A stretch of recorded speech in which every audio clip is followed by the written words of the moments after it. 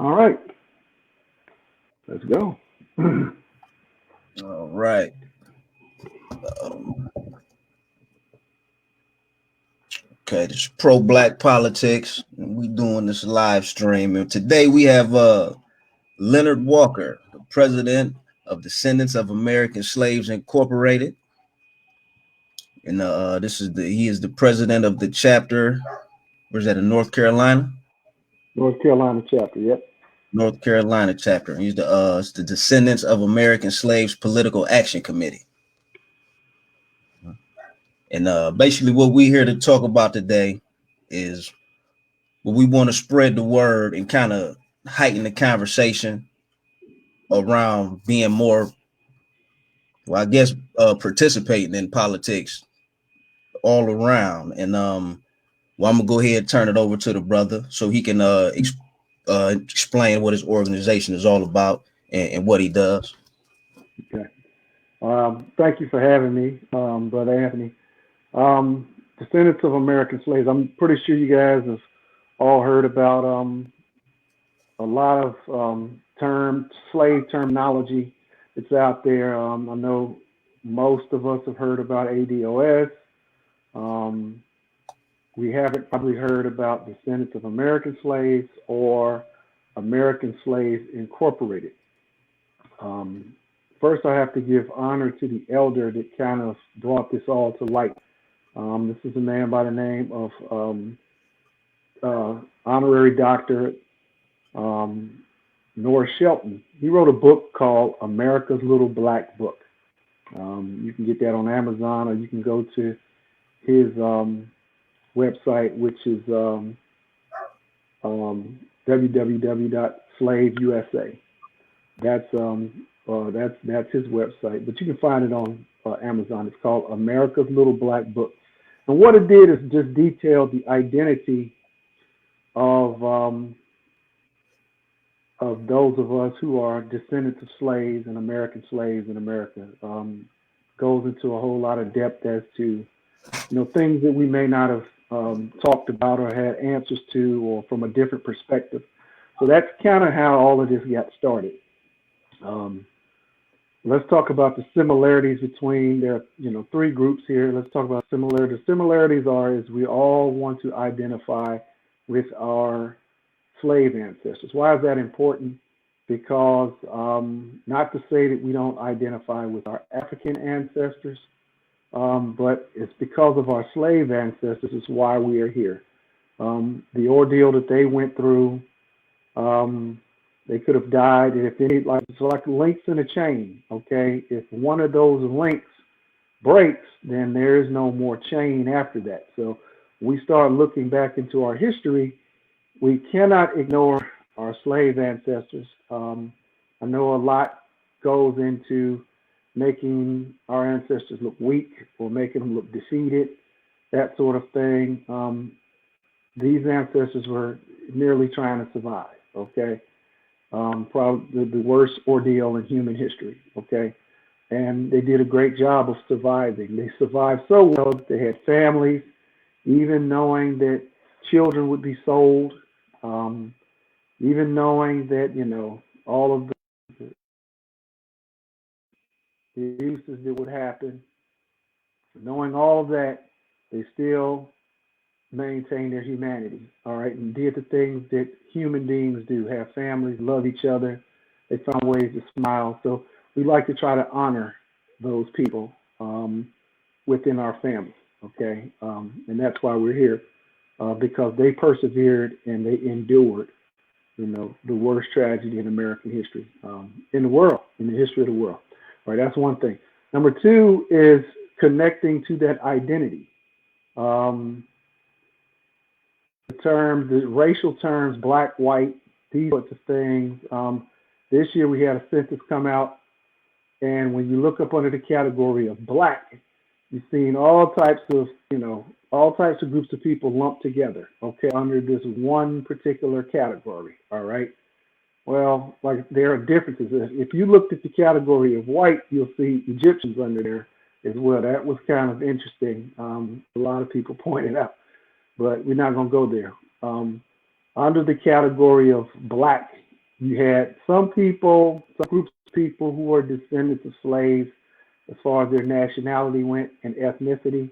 Some people who were actually African, all right, as far as, when it came to nationality and ethnicity, all right, in the census.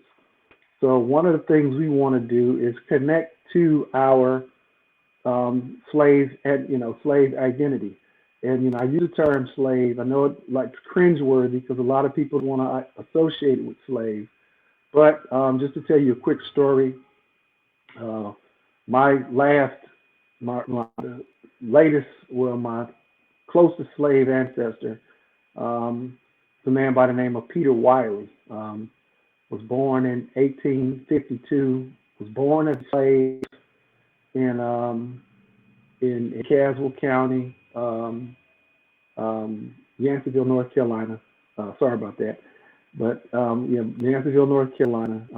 When he was emancipated, moved to Brownsville, Tennessee, just outside of Memphis. Had 10 children. Okay, with and this is my third great grandfather. Married my third great grandmother, who that's another interesting story about her history. But they had 10 children, and one of the things he did is he when he could, he registered to vote, and he registered for selective services. So as a slave ancestor, my slave ancestor understood the importance of being a United States citizen, all right? Because that's the only point of reference they had. They knew that if I was a citizen, I'd be able to own a business, I'd be able to vote, I'd be able to have all of the rights and privileges as a citizen. And it wasn't a thing about pride, because, how could a slave be proud of a country that abused him, all right, abused people for hundreds of years? But it was a matter of business. In order for my slave ancestors to have a better life, okay, when they were no longer slaves, they needed to be classified as citizens and have the same rights as citizens. So it was a business move, and we continue that business move to today. All right, and then you have the subject of reparations. I know that's a hot topic right now, and that's where we kind of differ. ADOS, the group, I'm pretty sure you guys know, or seen, Yvette Carnell and Tone, Antonio Moore. They spearheaded that.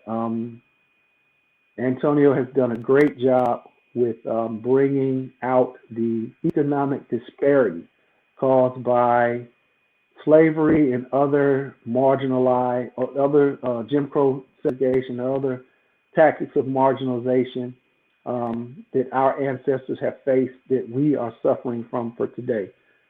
So their main focus a lot is on reparations. Now, what is reparations? Is it a lump sum check?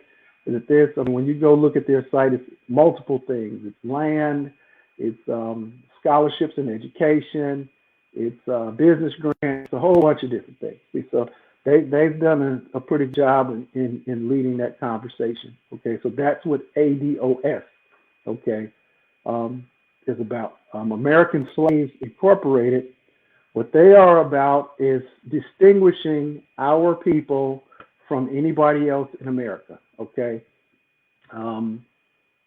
Genetically, we have the genetic material of Africans.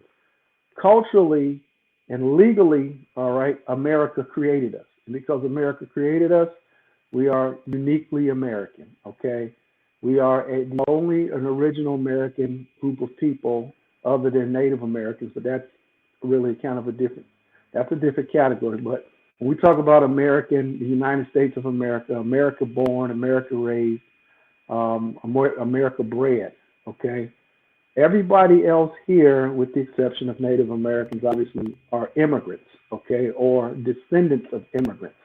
That is not our case. We were not, obviously in 1619 on forward, our ancestors did not come over here voluntarily. They were brought over here in a slave trade, right? And that slave trade extended to America, and those slaves that were born here were born into slavery, lived their entire lives as slaves, and died as slaves. Okay, that is a product of America, a product that actually built America. So this is something that ASI wants to bring to the forefront, to understand that we are a unique and special group of people, all right, and with that uniqueness and that uniqueness, there are certain things that we should have birthrights or privy to, okay? So that's their focus. Our focus with DOSPAC and DOSI is a for-profit business, so we want to make sure we enter the economic battlefield as a, as a business entity, hiring our people, empowering our communities economically, providing education, that sort of thing. But all of that is hinged upon something that is even more important right now, and that is unity amongst our people at the foundational level, which is the family level. The civil rights movement, a lot of people say, well, civil rights movement wasn't a success because it didn't, produce results or this, that, and other. That's debatable. But one of the things we noticed about the civil rights movement was the people's ability to mobilize quickly, all right, and for information to disseminate from, the leaders or the movement heads down to the people. And that happened because nearly 80% of our people of legal age were married with children. They were building families. So we had a strong family foundation, all right? And that's how we were able to mobilize. So right now, currently, only about the numbers anywhere from 24 to 29% of our people are married, high divorce rate, high single, unmarried mother rate with children, okay? You have statistics there. 58% of our children are living in a single or an unmarried mother home. Our divorce rate is over 50%. Like I say, only about 20, like I said, 20, anywhere from 24 to 27%, 29%, of us are married. That's like driving a 4-cylinder car on one cylinder, all right? And that is the common denominator that I see when we look at why none of our groups have any steam, have any, or don't have the success like we should, is because we're not united at our base, all right? So that's one of the things we focus on now. As men, we focus more so on men, all right? Manhood, restoring, bringing the man back to our community in his natural role as provider, as protector, as defender, as leader, okay? And not in a way to where men are just running roughshod or being abusive to our women, our sisters, right? So building a family, building communities, you can build a nation from there, or build any other organization because you're unified at your base. That's one of the things we want to do. But one of the simple things that we can do is with this political action committee. Some years back, I came up with the idea, and just studying politics, why haven't things changed? And one of the things we need to do is create a block, a voting block. And I'll let the brother kind of ask more questions about that when we go into that. But a voting block is very important, and that's what we've established here in North Carolina is a voting block, okay? And that's what we're developing, is a voting block. We have to do politics different than we've ever done in the history of America, and it's apparent because we're in the same situation year in and year out. So something has to change. So that's kind of just an overview, the differences of the groups that we have. We all, like I said, all of us are looking to try to better our people. This is a battle that has many fronts. So, there's not one particular answer. There's not one particular thing. Whatever somebody wants to be a part of, these movements, whatever your strengths or talents are, you say, okay, I think it's, better suited here, better suited there. There's nothing wrong with that. I don't believe, because like I said, this is a battle that has many, many fronts. And, the progress we make on this one front and this other front, we can all come together and move, and progress is one. So turn it back over to Brother Anthony. What you got, man? Okay. Yeah, I just wanted to like when you point out the importance of organization, right? I just wanted to, Brother Anthony, can you hear me? Yeah, I can. Can you hear me? Can you hear me now? All right. Sound like we got some technical difficulties.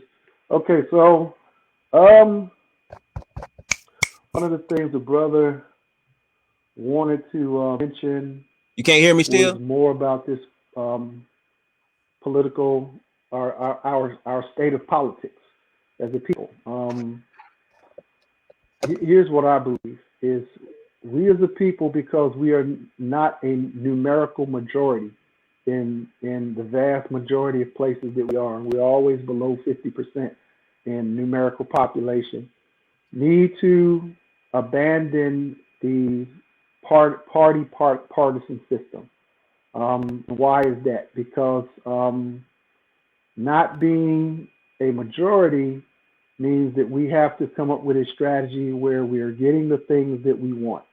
Each year it's the same cycle of, okay, so what's the black agenda, or what are they going to do for us, or what are these people, typically we will not, most of us don't vote Republican.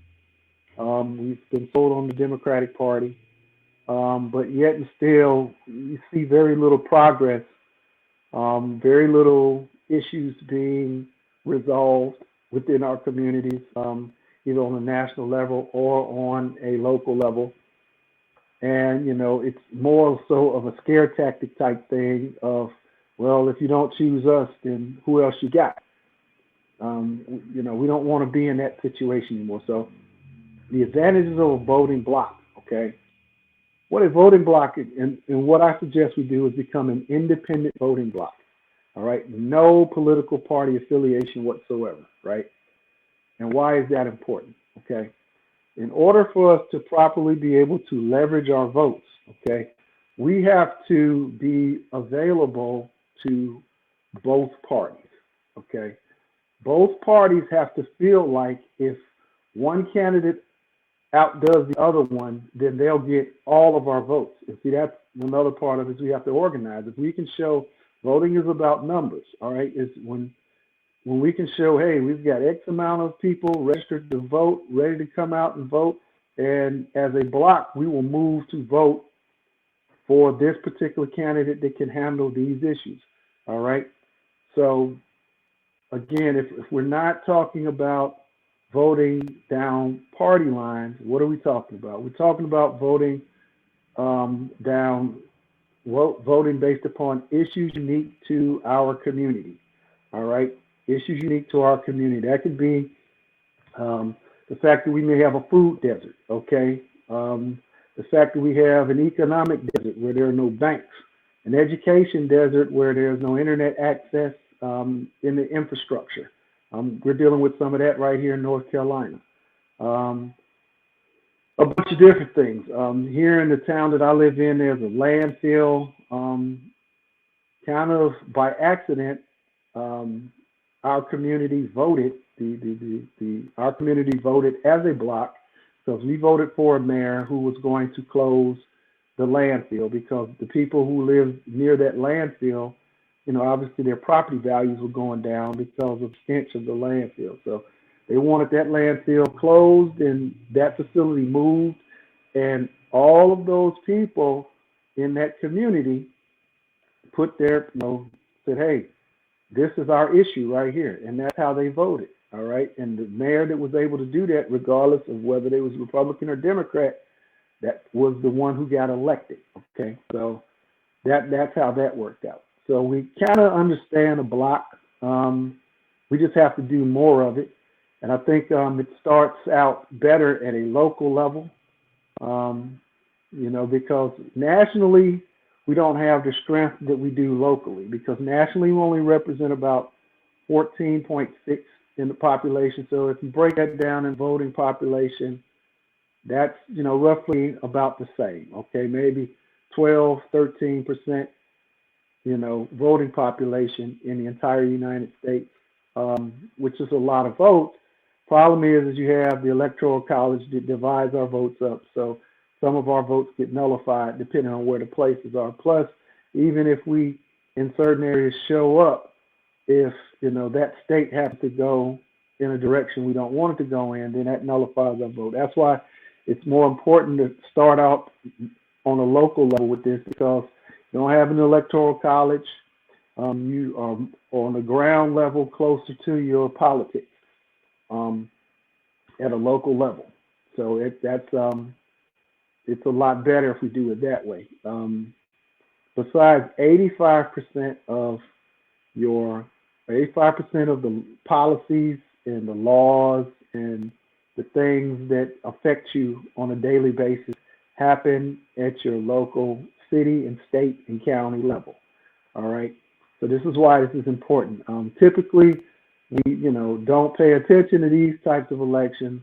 We always look at the big election, the national election, the presidents and senators and things like that. Mostly the president. That's what we're kind of going through right now.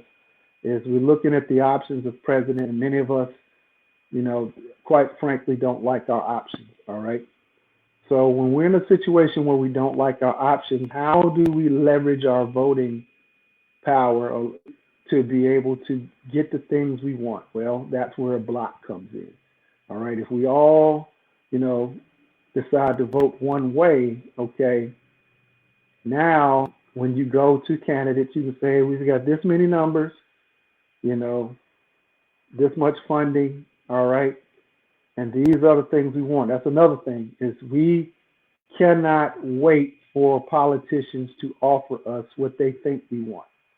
We have to tell them what we want. And it's easier to do that on a local level, because in your town, in your county, in your state, you know what your issues are, all right? Hey, whether education, whatever, you know what your issues are. So therefore, the intelligent group of people that we have, all right, in our towns and cities can come together and say, we've got 5 issues we want to put on the table, all right, and whoever can deliver, all right, on these issues gets our vote. You see, that's the difference.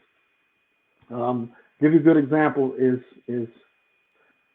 when Trump was running for election, he met with 100 black pastors. I don't know if you guys, maybe you saw that video where, and the pastors, asked, would you protect Christianity? Okay, well, that's a constitutional right. So, that's already protected by the U.S. Constitution. So I think there's some other stuff going on there. But here's what the pastors did. They went around, they introduced themselves.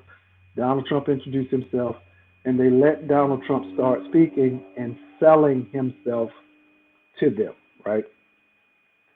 That's backwards.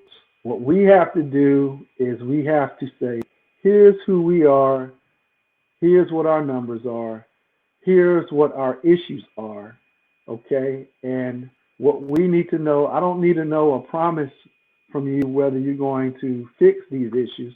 Hey, listen, can you bring more businesses into our, I promise to do that. No, I don't want to hear that. I want to hear a plan or a strategy on how you're going to deliver these things, okay? This is what we need to hear, all right? We don't need promises, we need strategies, all right? So, needing a strategy. Now, here's the key, is we meet with one political candidate for whatever office, the mayor or whomever, or city council, whatever we're trying to vote for, the governor. We meet with that one person, and we let them know, say, oh, and by the way, we're going to tell your opponent, we're going to make the same offer to your opponent as well. This is how you perpetually become a swing vote, okay? And it gives you the power of a majority, because I'll give you a good example.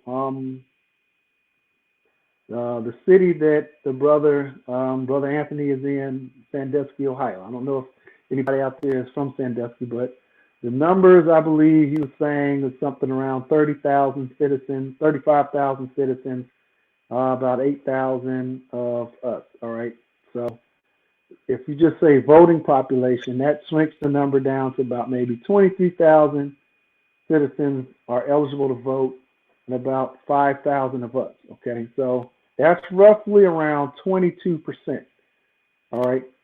5,000 votes. So the mayor of Sandusky, Ohio, if all 5,000 eligible voters, all right, said, okay, we're an independent voting block, and in the city of Sandusky, here are the things that we want. We want A, B, C, D, and E, and we want the candidate that can tell us, all right, can show us a strategy on how they plan on delivering, gets our votes, right? There's no way in a mayoral election in a small town that a mayoral candidates are going to ignore 5,000 votes, especially when they look and see, oh, wow, these people are registered. They're registered independent. They're all a part of this block. We're talking to the leadership that said they could get us these numbers, okay? And they're serious. We see that, show of strength. They're coming out to rallies. There's just no way that's going to happen, all right? So, like I said, is what typically happens when you think about these numbers, all right? Unless you are in a town where it's just, heavily one-sided, where, hey, these guys always win or these guys always win. It's always going to kind of be split a little bit, right? The numbers are typically closer, all right? So that makes us the swing vote. If everybody else is voting, or one candidate has a little bit of an advantage and the other one doesn't. So now these candidates are looking, so I can't ignore 5,000 votes, or I can't ignore 10,000 votes, or I can't ignore 20,000 votes, all right? Plus campaign donations. I can't ignore any of that. So now we have their ear. Now we have their attention. Like I said, voting is a numbers game. These guys know they gather statistics. They look at exit polls. They look at trending. They look and see, okay, so typically out of a complete, they look and say, okay, so out of the total population, total voting population of 5,000, only about 850 black people, black people, ADS people, American descendants of slaves, or people of African descent, people in the African diaspora, or those considered black, all right, actually vote. So that's only about a quarter of the people who are really eligible to vote. There's no way in the world we can actually change anything if we're in that type of a situation. If you only get 850 votes out of 5,000, you'll never change anything. You'll never get any of your issues resolved, and then these politicians will always use your vote, use you as someone, hey, listen, you need to vote for us because those guys over there, you won't have this or you won't have that or you won't, that sort. So it becomes a scare tactic. Politicians need to fear the citizens, okay? They need to be in reverence of the citizens because politicians are our servants and not our saviors. That's part of our problem is we look toward these people as they're going to save us. They're going to do things for us. Yes, they can do things to make our lives better, but the thing is that is a service and not salvation.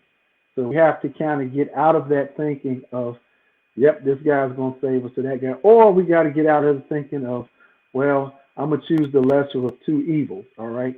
This guy is bad, but this is the devil I know. Or this guy is worse, all right? Bad and worse doesn't, there's no benefit to that, right? So it's the only benefit you say, well, I'm in bad shape right now, but it could be worse, all right? So I'm just going to stick with bad, but I'm not going to make any progress. We have to get completely out of that mode of thinking. And the way we do that is with a voting block. So, yeah, so that's what we were talking about. So how easy is it to organize a voting block? It's not hard at all. All it takes is, people to get the word out, to if you truly want to organize, you can create a nonprofit organization, but you don't really need to do that. You can just be a chapter, all right, and then it's as easy as forming a book club, okay? When you start to collect money for campaign donations and you want to create an office, that's when you really want to create a nonprofit organization, okay? When you want to have sponsorship or, but just the people themselves, and, it's not difficult at all. It's just, now one of the things we encourage, when you want to be a part of a voting block, it's for everybody that's eligible to vote to go out and register to vote, okay? And now I suggest registering as a independent, because you can register, Democrat or Republican or whatever party you choose, Libertarian, Green Party, whatever. But when it comes to the primaries, all right, then you have to vote within that lane.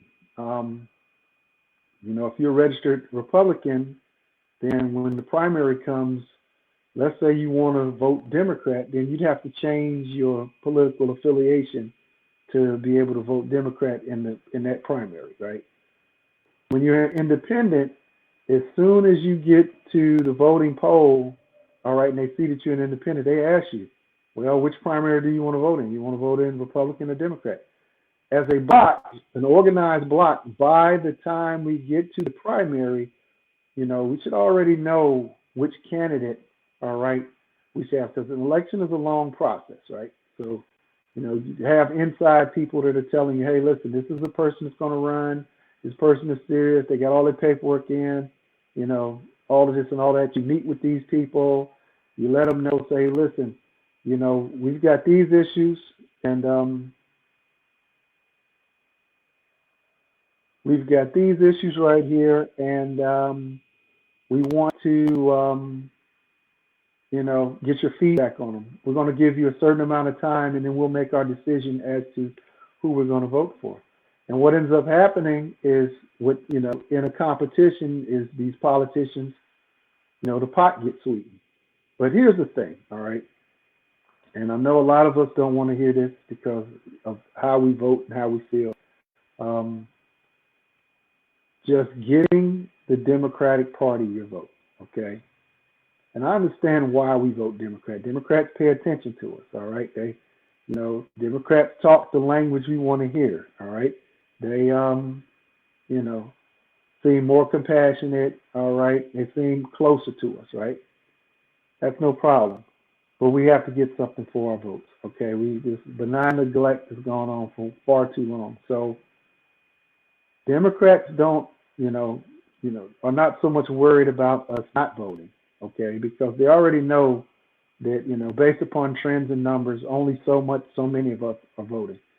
But if we show up to the poll, if we show up and register, all right, and get actively involved and say, okay, we're an independent block, and if necessary, if the Republican candidate gives us what we want, or the Libertarian candidate or another independent candidate is willing to address our needs, that's who we'll vote for. Okay? Especially if that person, it kind of puts you on the winning side, all right? If these politicians want to win, all right, they want to win, then, this is what they'll do. All right. This is, they'll sweeten the pot, so they'll go back and forth. I actually heard that on a radio station where politicians were competing for quote unquote black votes, but they weren't offering anything. The only thing they were saying is, I've always been accessible to the people, and you can come and talk to me, and that's not anything. That's not changing the issues within our community. So like I said, is yeah, that's so this is what we have to do going forward, and we want to start out in smaller towns. All right, a lot of people, should go to a Chicago or form something in a New York or California or Los Angeles, or eventually we'll get there. But it's the small towns, okay, especially small towns in the South and certain industrial areas up north, all right, where you have manufacturing and different areas, especially in the Midwest, where Midwest, you got a lot of our people have ancestry in the South. I mean, I was born and raised in Chicago, Illinois, but my people are from Mississippi, and I got people from North Carolina as well that I didn't know about. But nevertheless, that's kind of our route. So we typically, where we live in higher concentrations are usually over 20%, anywhere from 20 to 45%. So if you've got that many people, you can swing a vote hard, especially if all of your votes are united. The higher those percentages are, the better. Okay. So, back to what I was saying. So like I said, this is the way we want to try to do things, and it requires education. It's not that difficult to figure out and understand. We need people to be able to educate people on the benefits of a block, and then the benefits of unifying of the block. Okay, the unity of the block, when you start tracking numbers, because that's the key. We live in a world of information now and analytics. Everybody is looking at the analytics. If you get ready to go and talk to somebody about, hey, here's what I need for you to do for me, for my vote, that's fine. But what about, what are the numbers? How many? Because the question they're going to ask, because we've done that before, the question they're going to ask is, okay, so how many numbers do you have? If you don't have that information, then, they'll listen to you, and when, everything is said and done, they'll walk you right out the door. But when you can say, like I said, in Sandusky, Ohio, I've got 5,000, 6,000 votes. Whoa. Okay. Also have registered more of the coveted demographic, that 18 to 30-year-old demographic. All right. I was always talking to Brother Anthony the other day. The good thing about that demographic is every year you get more people. You get more people in the mix, and if they decide to stay, and go to local community colleges or go into the workforce right after high school or whatever, these are eligible voters. That's hundreds of eligible voters right there, okay, that in the area that typically don't vote. Most people kind of don't vote until they're in their mid-30s, once they've got a family and they start looking at things like taxes and home ownership and stuff like that. The people that vote the most are people 50 and over. If you're 50 and over, you vote the most. All right. So if you can capture that younger vote, so that becomes a strategy as well, as when you're building your strategy as far as getting younger voters. Here in the city I live in, one of the things the school superintendent did is he said, okay, I'm going to take 3, occupations, computer science, construction technology, and nursing. For those who take classes in high school, all right, take 2 classes in high school on any of these subjects, all right, and want to go to our local community college in our area, you get to go to that community college for free. All right. So automatically now, you think about it like this: if you put something like that on as a voting issue, right? You automatically gain, all right, all of these 18-year-old. Hey, listen, whoa, they're talking about making community college free now in the area, for these or for whatever. Now you've got their ear, because that's the thing that most young people are looking at, is how do I improve my life so that I can set myself up. So like I said, is that's why this is important, that we kind of go into looking at a voting block. Okay. So with that said, I'm still trying to find Brother Anthony. Are you out there, brother? Yes, sir. Can you hear me? Can you hear me now? Brother, are you out there? Can you hear me? Yeah, yes, sir. Can you hear me?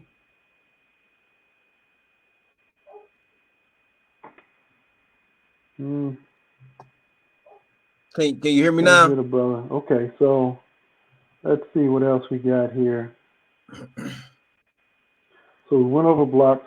Okay, so just a little bit more about my organization, Descendants of American Slaves on, and American Descendants of Slaves. On July the 3rd, 2017, we had a rally on the capital of the state of Kentucky. Why on the state of Kentucky? Because the state of Kentucky was a slave state.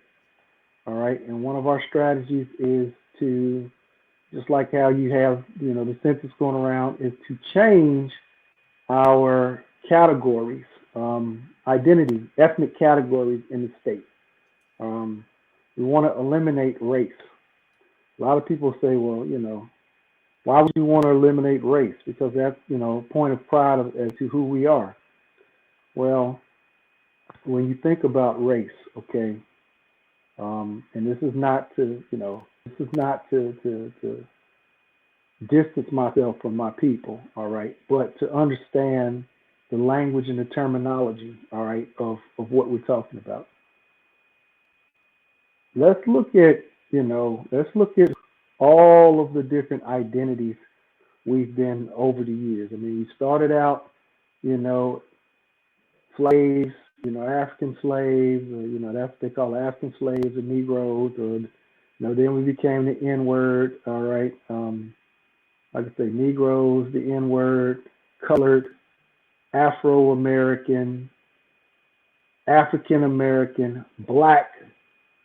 We've got all these identities, but the common theme here is that's just the name of a caste system. America has a unspoken caste system where if you are relegated to or pigeonholed into this category, then you're only privy to a certain amount of things. We have to operate business-wise. It's like I was talking about my third great-grandfather, Peter Wiley.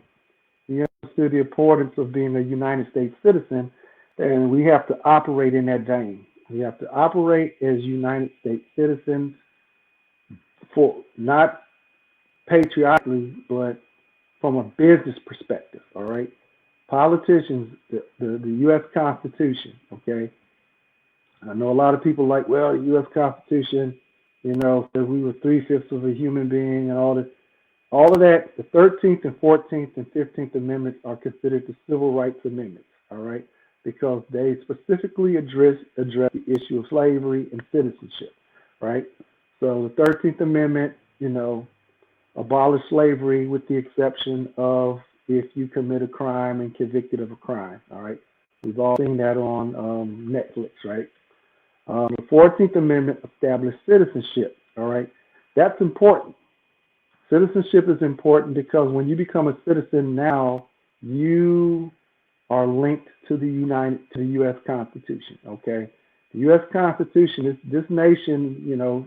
Even though it was founded in slavery, one of the good things that it did was when it created its Constitution, the first thing it did is gave the citizens of this nation rights, specific rights, all right, to do things, and you have to constantly force politicians to remember, hey, listen, we don't work for you, you work for us. When this nation was founded, it was founded on the premise of citizens having rights first, okay? So, understanding all of that, this is why this whole civic piece is important because, like I said, that's what we're fighting for, all right, is making sure we, take on the business of being a U.S. citizen and forcing these politicians, enforcing these laws to benefit us, because that's what it's all about. If you see my hat, I am Gulf War veteran in the United States Army.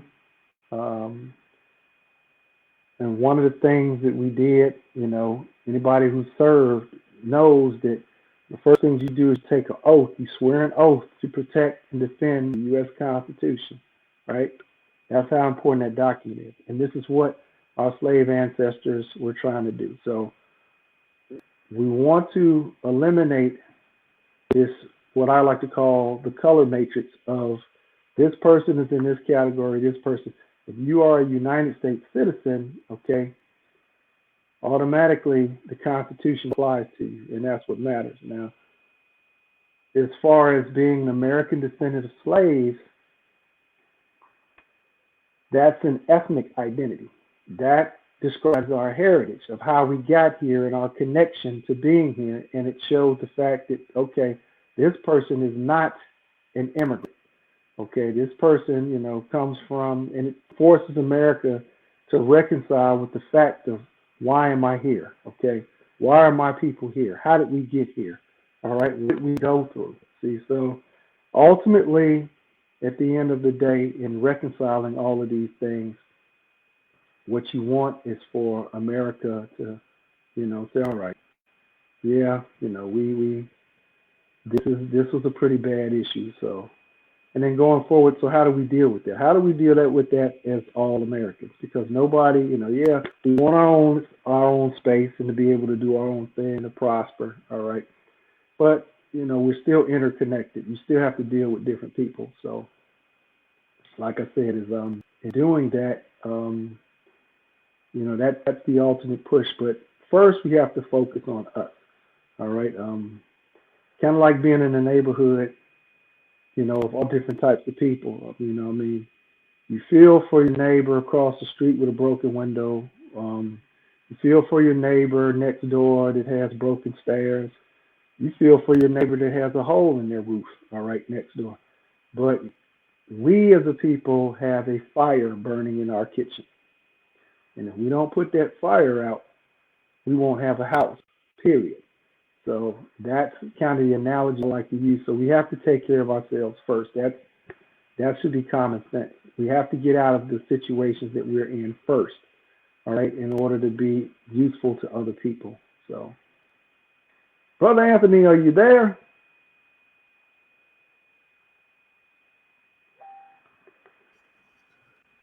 Can you hear me Hello, now? my brother. What's going on? Can you hear me now?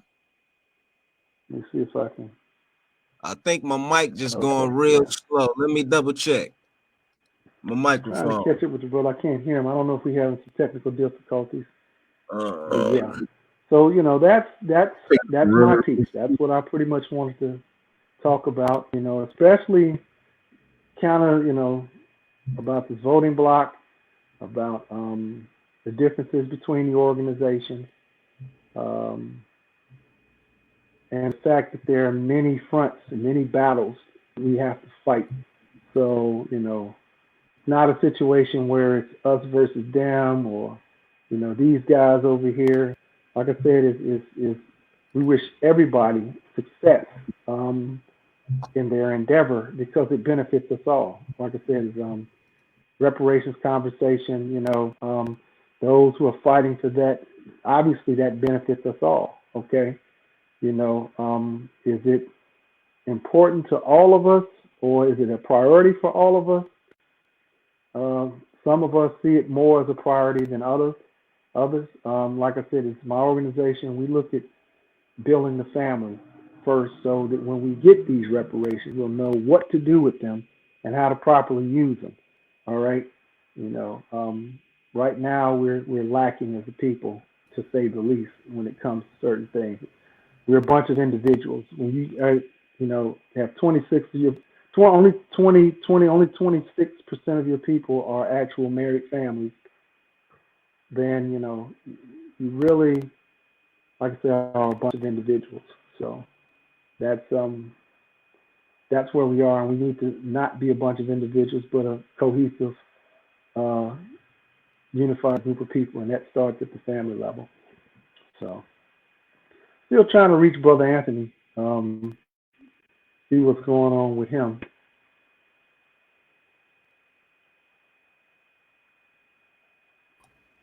Can you hear me now? I can hear you. There you go. There we go. I was trying to figure it out. I just my audio went out for a minute. I'm shouting the questions at you, and you're answering them all without even hearing me. That's why you got to prepare. That's why we did a script right, ahead of time, so we knew what speaking points to talk about. Hopefully, I did well. Hopefully, everybody has some understanding about this. Maybe this is something we can kind of do on a regular basis. What you think? That's exactly what I was thinking. Can you hear me now? Yeah, Okay. I can hear you. Went back out on me. Yeah, I was thinking that too. I definitely want to get you back in because, well, I know I want to get more. We'll get a session where you can answer some questions. Yeah. We talked about that. I didn't get the phone set up and everything, but I wanted to get that we'll get some more crowd participation because I know a lot of people, they want to know more about it. Right.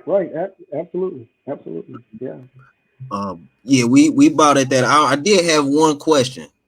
Like as far as having a separate political identity other than Democrat, Republican. How important do you think it is that we have somewhat of a national agenda? A national agenda is important, but we really have to kind of start with a local agenda first. All right, because nationally, like I said, is our numbers are not as strong nationally. Plus, the way this nation operates is you have different jurisdictions. Okay, what is legal or what is. I'll give you a good example. What's legal in Washington D.C. may not be legal in Dallas, Texas. And one of the things that's legal in Washington D.C. or is marijuana, but it's not legal in Raleigh, North Carolina.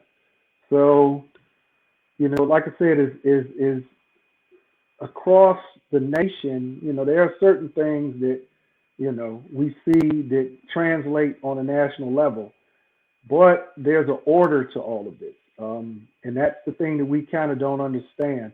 Being that I'm a military man, I understand structure and I understand order and I understand hierarchy.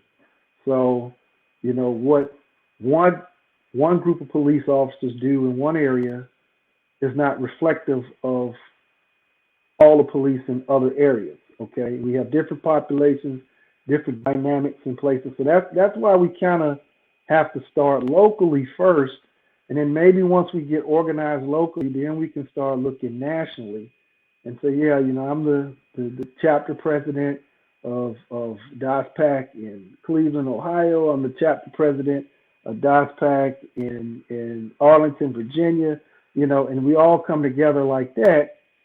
All right. And then another thing we could do is also trade tactics and techniques. Hey, yeah, here's what we voted on. Here's what we did, that sort of thing. So a national agenda is important, but we're not there yet. We've not developed the strategy. This is why, you have the political environment that you have right now, as far as, who you have running for president. The key with the president is understanding what their platforms are and how that can work for you. Like I said, as we know, Donald Trump, is a racist, and he's some people say that's debatable. Person of questionable character, to say the least. Person that says things off the cuff. All right. However, when you look under his administration, people will say, well, that's just spillover from Barack Obama. Well, let's just call fair, right? If it spills over, and if good things spill over into the Trump administration, he furthers them, then that's his responsibility. He can't go back and say, oh, well, this is happening because of the previous president. I didn't let Barack Obama do that to me. Every time he was like, well, Bush did. No, you knew what you were getting into when you became the president. So like I said, is our unemployment numbers. Let's talk about post or pre-COVID-19. Our unemployment numbers are down. Our incarceration number. Unemployment numbers are down. So more of us are employed. Our incarceration numbers are down. So more of us are not in jail. This is the best time to start a small business.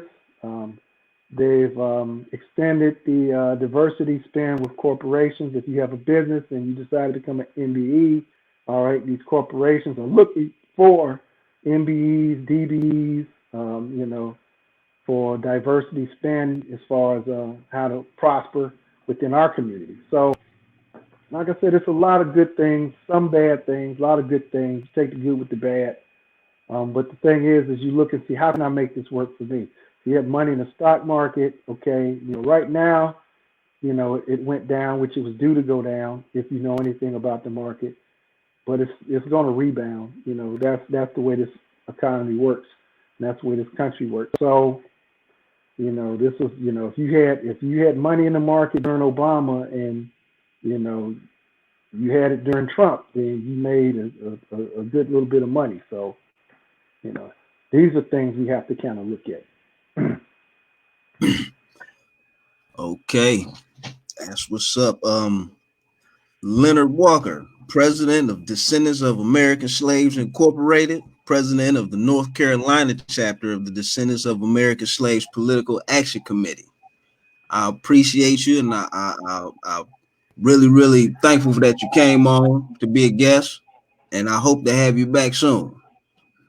Yes, sir. Yes, sir. I'm glad to be here. Glad to talk to people. And then, like I said, it's looking forward to coming back. Okay. Thank you, everybody who tuned in. Thank you. I appreciate you. Y'all stay safe out there. We out. Yeah. All right.